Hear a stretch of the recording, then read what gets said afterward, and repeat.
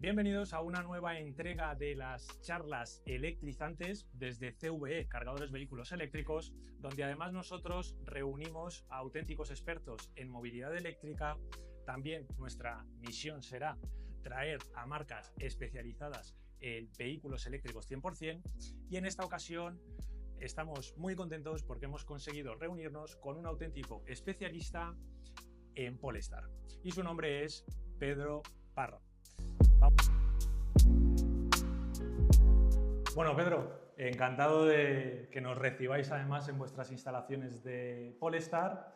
Cuéntanos un poco para la comunidad quién es Pedro Parra y qué cargo ocupa en Polestar. Muy bien, pues oye, bienvenido Steven, bienvenido, un placer teneros aquí.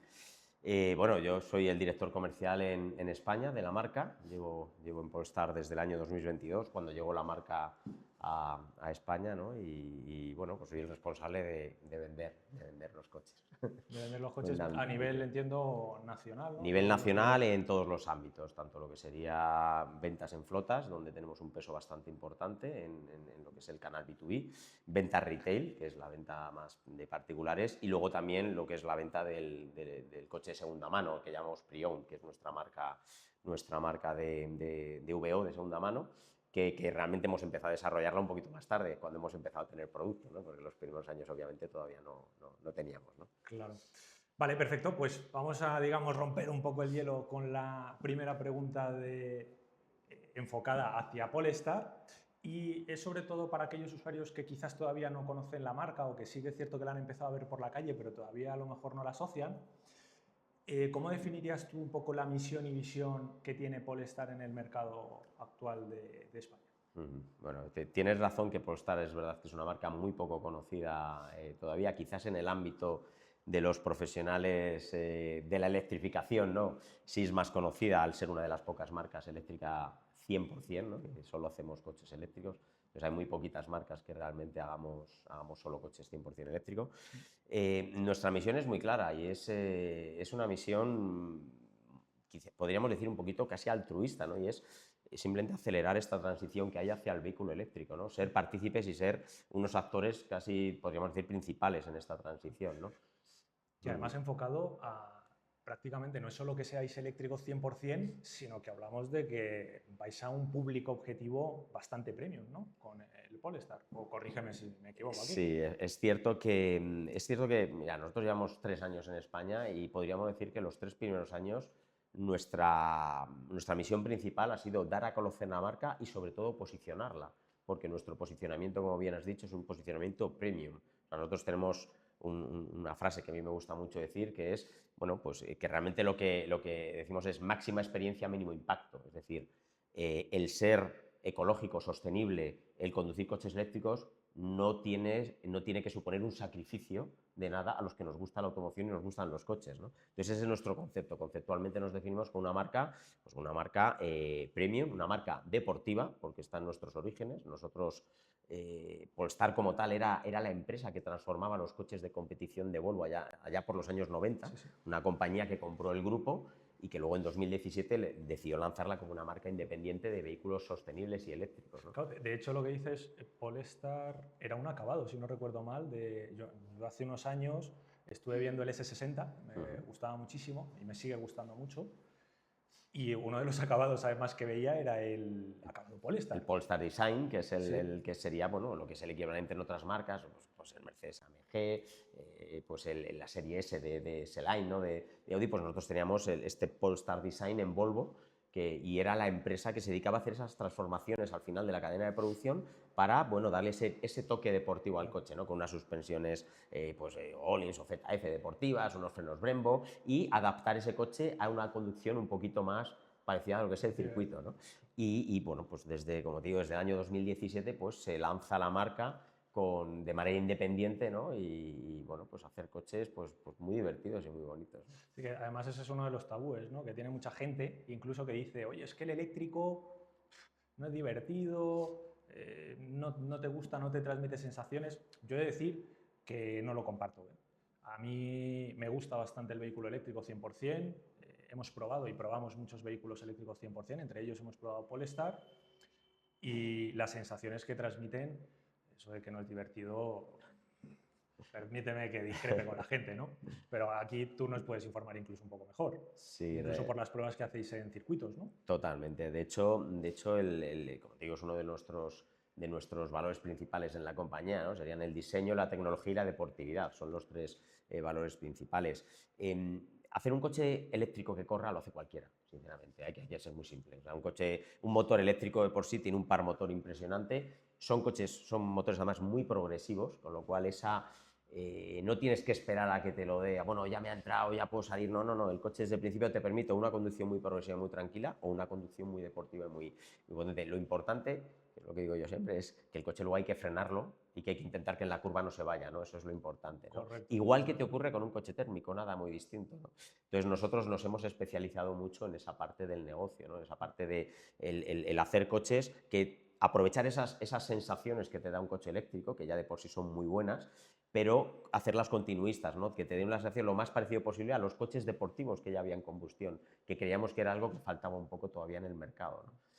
Yo aquí incluso apoyo un poquito más, o digo un detalle más que nos ha gustado muchísimo y por lo que nos encantan los eléctricos, que es precisamente ese silencio. Yo creo que una de las principales misiones que deben de tener muchos fabricantes de eléctricos, por todos los que hemos probado, lo digo, es que esa insonorización dentro, ostras, cómo cambia o qué diferencia hay entre unos coches y otros. Y esa parte parece que hay pocas marcas que realmente la estén cuidando. Hablo por marcas nuevas que están irrumpiendo en nuestro mercado. No es el caso de Polestar, que como decimos también se enfoca a ese mercado premium que tenéis vosotros de target. Vamos a pasar a la segunda pregunta, que es un poco analizar esa situación actual del mercado y cómo veis un poco esa evolución de Polestar en el mercado español. Bueno, a ver, nosotros es cierto que nuestra evolución está siendo muy positiva desde que llegamos, creciendo. Es fácil, porque llegamos con cero entregas, con lo cual partir de cero es siempre muy interesante. Pero es cierto que año a año pues, estamos haciendo una progresión más que interesante. Y tampoco tenemos una pretensión, no queremos volvernos locos. Nosotros debemos de ir creciendo en base a cómo va creciendo el mercado eléctrico en España. Es cierto que todos teníamos unas expectativas mucho mayores allá por el año 2022 cuando llegamos. Prácticamente, te diría, cuando nos hemos estado moviendo en 5%, desde un 4 y pico, un 5%, es prácticamente, no ha habido evolución en estos últimos 3 años.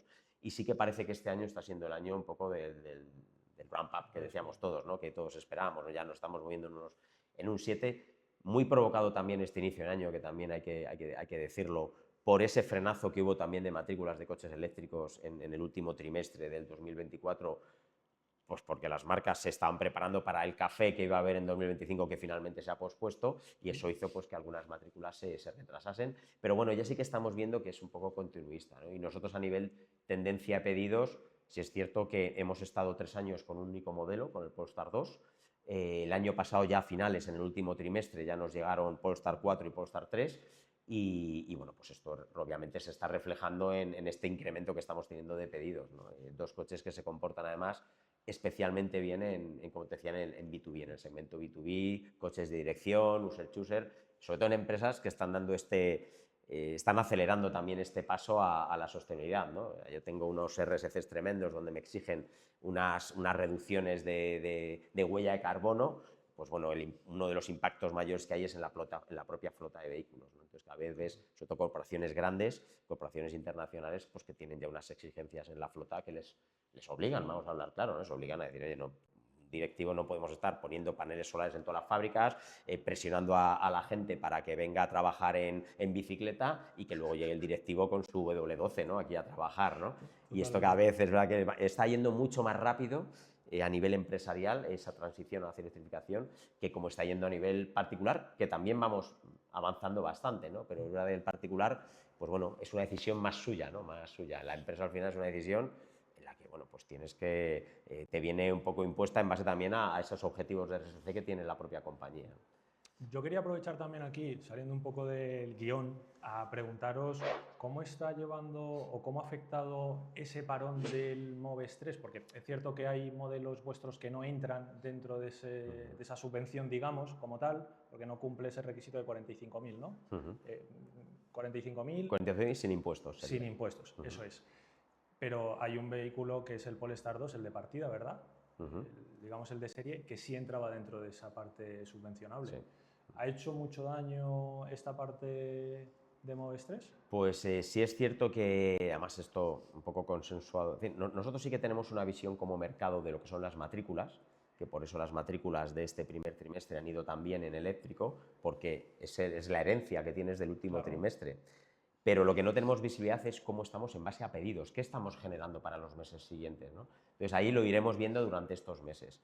Yo por lo que hablamos un poco, pues bueno, con compañeros del sector, sí es cierto que en eléctrico han visto un parón importante. Nosotros he de decir que en pedidos no hemos tenido ese impacto tan grande porque, como tú bien dices, con los dos modelos nuevos que han llegado, que están fuera de MOVES, pues bueno, sí es que se ha mantenido esa tendencia. Pero el problema ya no es tanto directamente en los pedidos, sino en la propia incertidumbre que tú creas y los mensajes que lanzas al mercado. Y cuando se para un programa de ayudas, al final lo que creas es incertidumbre. Y tú como usuario lo que dices, me voy a esperar a ver si lo que sale es mejor, es peor, o a ver si no sale, que lo mismo ya es que no se apuesta por el eléctrico, porque luego empiezan a aparecer los Fake titulares news. fantásticos, ¿no? De se ha quemado un coche eléctrico cuando no es eléctrico, o de que el MOVES, lo ves, el gobierno ya no apuesta por el MOVES, o Europa ya no apuesta por esta... Bueno, pues entonces eso crea mucha incertidumbre y eso es muy peligroso, eso es un poco lo que más daño hace. De hecho, fíjate, ahora que dices con lo de la normativa café que hemos comentado anteriormente, a mí sí me gustaría, por parte de un especialista que conoce bastante este tema, la normativa café realmente no es que la hayan abolido, que la hayan echado abajo. O sea, lo que hemos entendido nosotros es que la han aplazado como hasta 2027, no que el que dice, pero tú estás generando una bolsa que tienes que cumplir con ciertas emisiones, ¿no? Totalmente, es así. Entonces, si no cumples con esto, las multas de las que se están hablando para marcas, que obviamente no es vuestro caso, porque es todo 100% eléctrico, vosotros a lo mejor lo que podríais hacer es vender, imagino que lo haréis, vender esa parte de emisiones, ¿no? Que no se generan. Entonces, las marcas esa parte sí que nosotros por lo menos vemos que lo están sufriendo bastante y parece que la gente dice, no, han quitado esto, pero la realidad es muy diferente. Sí, totalmente. Lo que se ha dado es un poquito de oxígeno para aquellas marcas que llegaban con los deberes pues menos hechos y que podían tener unos impactos mayores, ¿no? Pero se ha dado un poquito más de tiempo para que lo puedan hacer. Hay que tener en cuenta una cosa, y es que a mí cuando la gente dice, bueno, pero el eléctrico será el futuro, no lo sabemos. Es que el futuro, ¿qué es el futuro? Eso para empezar, ¿no? En automoción el futuro, pues bueno, pues hay un futuro inmediato y un futuro más lejano, ¿no? El futuro inmediato en automoción son 15 años. 15 años. O sea, desde que a mí los gobiernos como fabricante me dicen que hay que ir hacia la electrificación, yo empiezo a hacer un trabajo. O sea, lo que está viendo ahora, estos coches que tenemos ahora en el mercado con 600 kilómetros de autonomía, esto no viene porque es que hemos pensado que es que esto ya tira, no, esto es la evolución de todo el I+D que se lleva haciendo desde hace 15 años. O sea, yo en lanzar un coche al mercado, antes de lanzarlo, lo empiezo a pensar 7 años antes. Una vez que lo lanzo al mercado, ese coche, para amortizarlo, necesita un ciclo de vida de otros 7 años, 7, 8 años. Estamos hablando que son 15 años. Todo el plan producto de cualquier fabricante va hacia el eléctrico desde hace 15 años atrás. Con lo cual tú me dices, el eléctrico no va a ser el futuro. Bien, a lo mejor dentro de 40 o 50 años hay otra alternativa, que no lo discuto, y ojalá haya más alternativas sostenibles. Aquí nadie dice que el eléctrico tenga que ser la panacea, tal. Puede ser una alternativa más y a lo mejor hay otra. Lo que sí que tenemos claro es que el producto que va a haber disponible en cuestión de 15 años en cualquier concesionario al que vayas va a ser eléctrico, no va a haber otra opción. Entonces, porque es a lo que hemos tenido que ir todos. Si dicen, mañana no es eléctrico, pues necesitaremos otros 15 años o 20 años de adaptación a lo nuevo que venga, ¿no? Entonces, por eso es muy peligroso los mensajes que lanzamos. Europa ya no ve el eléctrico. Europa ya no ve el eléctrico, a lo mejor dentro de 50 años, que es mentira, que no es así lo que hayan dicho, ¿no? Pero los titulares son peligrosos. La gente como usuario puede pensar, ¡ay, Dios mío, ya el eléctrico no es! Ya, pero es que durante 15 años, 20 años no va a haber otra cosa.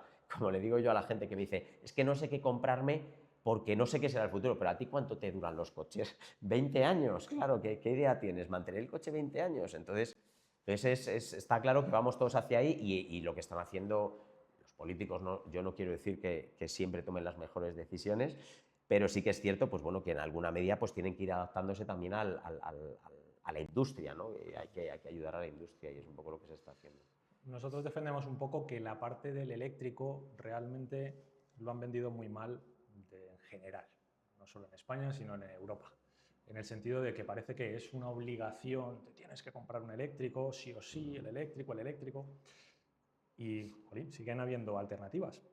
O sea, pues que hay usuarios que obviamente el eléctrico, por la situación que tenemos en España, pues a lo mejor no tienen acceso a una plaza de parking, tal. Chico, pues a lo mejor te coges un híbrido. Pero bueno, que las tecnologías van a convivir. O sea, que tú te compres un eléctrico no significa que puedas tener luego en tu garaje también un gasolina o un diésel, por lo que sea. También te digo, nosotros, como usuario de eléctrico 100% además, yo no vuelvo a un coche de combustión. A mí personalmente un coche de combustión ya no entra en mi día a día. No digo que no me gusten, ¿eh? Por a quien no le gustan ciertas marcas para probar y divertirse y tal, pero creo que la parte del eléctrico a muchos más usuarios de lo que la gente piensa pueden cumplir con su día a día. Y por el miedo, el simple hecho de ese miedo, de esa incertidumbre, no dan el paso y se pueden ahorrar muchos euros. De hecho, en nuestra situación real ha pasado que hemos pasado a ahorrarnos más de 300 euros. Nuestra situación es un poco idílica porque también es cierto que tenemos paneles solares en casa, hemos hecho históricos porque fuimos un poco frikis y calculamos de enero del 21 a junio-julio del 21, 6-7 meses, cuánto íbamos a gastar en combustible con cargador en casa. Y teníamos 4 paneles, o sea, teníamos muy poquitos paneles puestos en casa. Gracias a cómo se pagaban esos excedentes, que llegamos al día a tener coste de 0,11 más o menos, lo que me pagaban por lo que yo vertía a la red, y cargaba por la noche a 0,10, incluso algo menos, conseguí hacer 15.000 kilómetros con 48 euros. O sea, eso es imposible con un coche de combustión. Y a las pruebas me remito, nosotros, bueno, empezamos con un histórico de cuánto gasto, cómo me va, pero simplemente el mero hecho de controlar un poco los excedentes y controlar un poco el tema de las cargas. Y siempre ponemos el ejemplo de que al final tú con un móvil, ¿quién no tenía el famoso Nokia este antiguo que le duraba la batería no sé cuántas semanas y ahora estás cargando la realidad un móvil todos los días, cada media mañana? Sí. Pero bueno, eso es harina de otro costal que da para otro casi podcast. Vamos a pasar ahora, ya estando un poco en el Ecuador, pero perdona, es que me ha gustado mucho lo que has planteado porque yo llevo vendiendo coches eléctricos 15 años. Entonces, como tú bien has dicho, hace 15 años, con los primeros coches eléctricos, yo cuando iba a ver a un cliente a venderle, pues, hablo claro, un Ion o un C0, les tenía que decir, espérate, ¿qué uso vas a dar al coche? Y tú tenías, pues, de 100 clientes, había dos que decías, bueno, vas a hacerle 30 kilómetros, tal, trayectos tal, puedes cargar en casa, tal, te cuadra.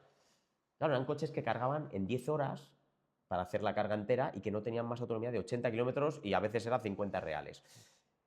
Hoy en día, cuando alguien me pregunta, bueno, oye, me estoy planteando un coche eléctrico, yo ya no le pregunto qué uso le da al coche, porque es que con las autonomías que hay, con las velocidades de carga y con la red que tenemos hoy en día, es que no conozco a ningún cliente al que no le pueda cuadrar un coche eléctrico. A unos, si tienes paneles solares, será idílico y será perfecto y cargas en coche y en casa, y otro no podrá poner cargador en casa. Bueno, pues hay cargas tanto a nivel ciudad como a nivel carretera, perfectas y rápidas, son coches que... Entonces, ahora mismo es que no hay excusas. Como tú bien dices, hacer una transición hacia cualquier cosa cuesta.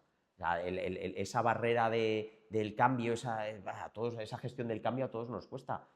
Simplemente te pongo un ejemplo. Cuando llegaron los coches diésel al mercado, nadie quería los coches diésel, porque eran tractores. Eso era lo que todos decíamos. Sonaban mucho, no tenían reprise, eran coches... eso es un tractor, ¿no? Te pongo, ¿quiénes fueron los primeros que cambiaron al diésel? Los taxistas. Porque los taxistas hicieron 4 cuentas, hicieron sus TCOs famosos y dijeron, hostia, esto me sale de la leche, mira, y el coche me lleva, me trae. ¿Qué hicieron los fabricantes? Dijeron, hostia, espérate, que esto se empieza a vender cada vez más, voy a meter tecnología. Vinieron los TDI, vinieron los ya más potentes, se fueron arreglando las carencias estas que tenía. Esto es lo mismo que está pasando con los coches eléctricos. Tú ahora mismo ves el ratio de ventas de coche eléctrico en el canal Taxi en VTC en España y está rondando el 20%. O sea, porque ellos rápido han hecho las 4 cuentas que has hecho tú y has dicho, Dios mío, y encima son coches que me dan mucho más confort para el cliente, que me dan mucho menos mantenimiento. Entonces, las cuentas van saliendo, ¿no? Entonces, cada vez hay menos clientes, yo por no decir ya ninguno, al que no le puedas argumentar o convencer de cualquier excusa que pueda tener. Lo que pasa es que es lógico. Yo me pongo en el lugar y todos hemos pasado por esta transición y bueno, pues te surgen muchas dudas hasta que lo pruebas, ¿no? Hay que pasar por ahí. Vamos a pasar al Ecuador del podcast. esta charla electrizante y vamos a tocar ahora un poco la parte de infraestructura. ¿Cómo estáis viviendo vosotros esa parte que os toca, es el pan de cada día, de hay o no infraestructura para cargar el vehículo eléctrico en España? ¿Cómo lo estáis viendo? A ver, nosotros, hablando desde un punto de vista usuario, desde un punto de vista no ya tanto por estar en usuario, nosotros ya no consideramos que haya ningún problema con la carga. Estamos hablando de que en España ya hay 40.000 puntos de carga pública, más de 40.000. Tenemos una gran ventaja, y es que como hemos llegado a los últimos, pues tenemos una red de carga más rápida que en muchos otros países y mejor mantenida, ¿no? Porque también son puntos de carga pues más nueva generación, mucho más modernos y prácticamente nuevos, ¿no? Para viajar sí que no vemos absolutamente ningún problema. Donde sí que es verdad que consideramos que todavía falta mucho es en destino. Cuando llegas a destino, el resto de Europa sí que está muy avanzado en el sentido que hay una cosa que se llaman farolas, ¿no? Desde donde se puede sacar un punto de carga lento. O sea, aquí quizás nos estamos obsesionando mucho con poner puntos de carga de 350 kilovatios, de 400, tranquilo, que eso está muy bien en carretera, más con las velocidades de carga que estamos ya teniendo los fabricantes últimamente, pues ya con eso consigues pues, meterles unas cargas rapidísimas, casi al 80% en 20 minutos al coche, está genial. Pero cuando llegas a destino no te hace falta eso. Entonces ahí es donde yo creo que tenemos que evolucionar, ¿no? Simplemente para dar tranquilidad al usuario, porque es verdad que luego siempre puedes volver a la vuelta y cargar 15 minutos para seguir de viaje, pero parece que te da tranquilidad decir, oye, llego a destino y lo enchufo y lo dejo en la calle cargando, ¿no? Pues ya está, ¿no? Es ahí. Nosotros ahí sí hacemos un pequeño matiz de que, por nuestra actividad, ¿no? Como consultoría especializada en movilidad eléctrica, que no nos entra un poco en la cabeza el me compro un vehículo eléctrico 100% o híbrido enchufable, etiqueta cero, vaya, y no te pongas un punto de carga en casa. Yo creo que esa parte es imprescindible. De hecho, nosotros hemos hecho igual pruebas y hasta que empezamos a utilizar la carga rápida fue cuando hacías ese típico viaje largo, que te vas a un Madrid-Valencia y de hecho, coincido contigo, a día de hoy con la tecnología de los vehículos eléctricos que hay muchos que puedes hacer un Madrid-Valencia. Madrid-Valencia. Al revés es más complicado. Pero Madrid-Valencia, que es casi todo cuesta abajo, sin tener que parar. Sí. Y con algún modelo vuestro. Con alguno de los nuestros, bueno, lo haces, sí, yo lo he hecho. Yo Madrid-Valencia lo he hecho sin parar. Seguro. Pero te hablo, yo bajo mucho a Almería, por poner un ejemplo muy claro, 5 horas y media. 5 horas y media con un vehículo eléctrico, parando a cargar una carga. Ya está. Con un coche térmico, haciendo un poco locura, son 5 horas, yendo muy rápido. O sea, ya las diferencias son mínimas, ¿no? Es poca. Genial. Pues vamos a pasar un poco a la parte que, a ver si nos puedes contar algo, que seguro que a los fans de Polestar y a los no tan fans también querrán saberlo, que es el futuro. Los próximos lanzamientos, ¿podríais decirnos algo de lo que se avecina de cara a los próximos años? Encantadísimo. Sí, pues la verdad es que además es algo que nos ilusiona especialmente. Como hay una cosa muy importante que creo que tenemos que matizar y es que la gente a veces se confunde. Nuestra nomenclatura a la hora de poner el nombre a nuestros coches no tiene nada que ver ni con medidas ni con segmentos, es simplemente el número, o sea, es la fecha en la que ese coche ha salido al mercado, en el que lo hemos sacado. Polestar 1 fue el primero, el 2 es el segundo, el 3 fue el tercero, el cuarto ha sido el cuarto. Entonces ahora viene el Polestar 5. El Polestar 5 abriremos pedidos este verano. Las primeras unidades test drive las podremos tener en diciembre. Y bueno, va a ser un gran turismo de 5 metros, un coche de 922 caballos, bueno, pues con más de 600 kilómetros de autonomía y bueno, que va a rondar desde los 122.000 euros. O sea, va a ser un coche con un posicionamiento claramente ya muy premium luxury deportivo, ¿no? Ese es donde nos podríamos mover. Es un espectáculo de coche. Siguiente modelo que tenemos definido, aunque no será el siguiente en salir, en este caso nos vamos a romper un poquito pero sí que ha sido, por definición, el siguiente será el Polestar 6, que será un roadster igual, 900 y pico caballos, 600 kilómetros de autonomía, pero antes de este llegará al mercado el Polestar 7. Polestar 7 que ya hemos anunciado que Polestar 7 va a ser un segmento C-Sub, que es el segmento gran venta a nivel de todas, tanto propulsiones como marcas y como todo, ¿no? El C-Sub es el coche que más se vende. Será un coche producido en Europa, ya hemos anunciado que además se va a producir en Europa. Y bueno, pues hasta ahí es hasta donde hemos anunciado hacia dónde vamos y lo que vendrá, ¿no?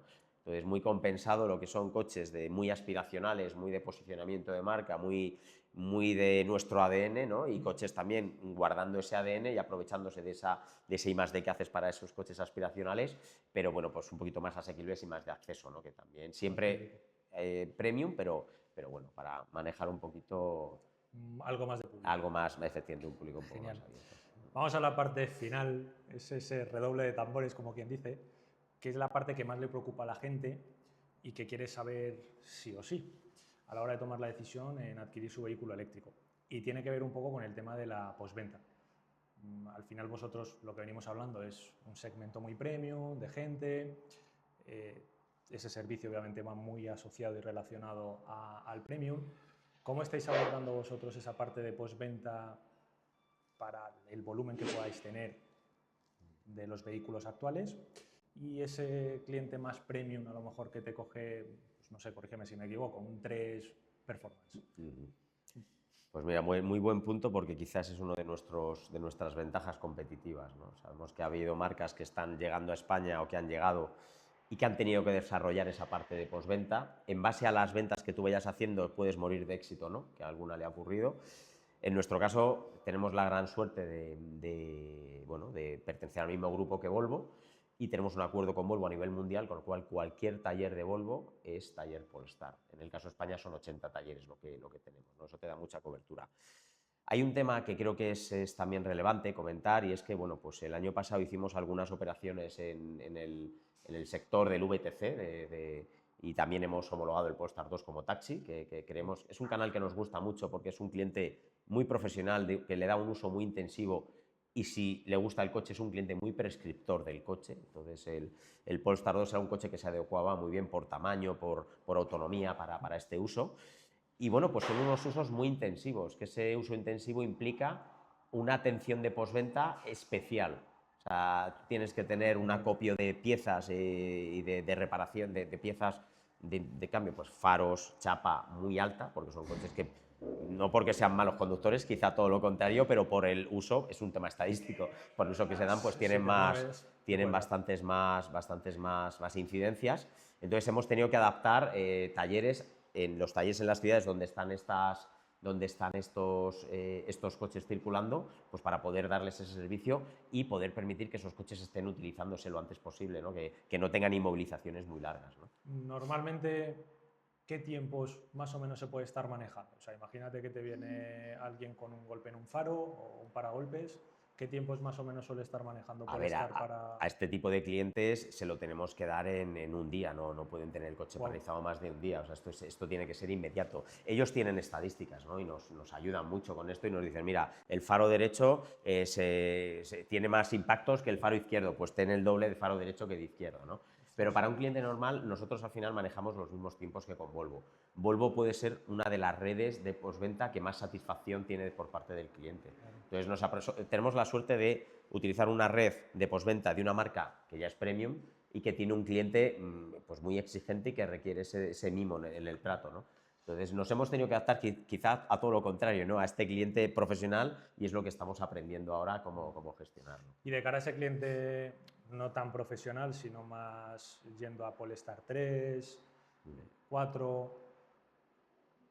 Esa parte de premium, que también al final este tipo de cliente es un poquito más ya exclusivo, más selectivo, igual, o sea, se manejan esos mismos tiempos de cara, por ejemplo, no sé, coche de sustitución o alguna cosa de estas también. Sí, damos un servicio, por ejemplo, tenemos servicio de recogida y entrega, damos servicio obviamente de coche de sustitución. O sea, en ese sentido damos el mismo servicio que tiene Volvo. Ten en cuenta que nos aprovechamos, ahí hay que decirlo así, nos aprovechamos de esta gran ventaja, ¿no? Entonces, el servicio de postventa y la distribución de piezas la hacemos por los mismos canales que lo hace Volvo, ¿no? Entonces, en ese sentido, damos exactamente el mismo servicio para un cliente de un XC90, ¿no? Que estamos hablando que es, pues podríamos hablar hablando en ticket medio, pues muy cerca de lo que es un Polestar 3 nuestro con el EX90, ¿no? Estamos muy alineados, ¿no? Entonces, ahí es en uno de los sitios donde realmente, pues para mí estamos muy tranquilos, para mí es un lujo contar es con importante esa precisamente por no morir de ese famoso éxito, porque te quedes ahí en no soy capaz de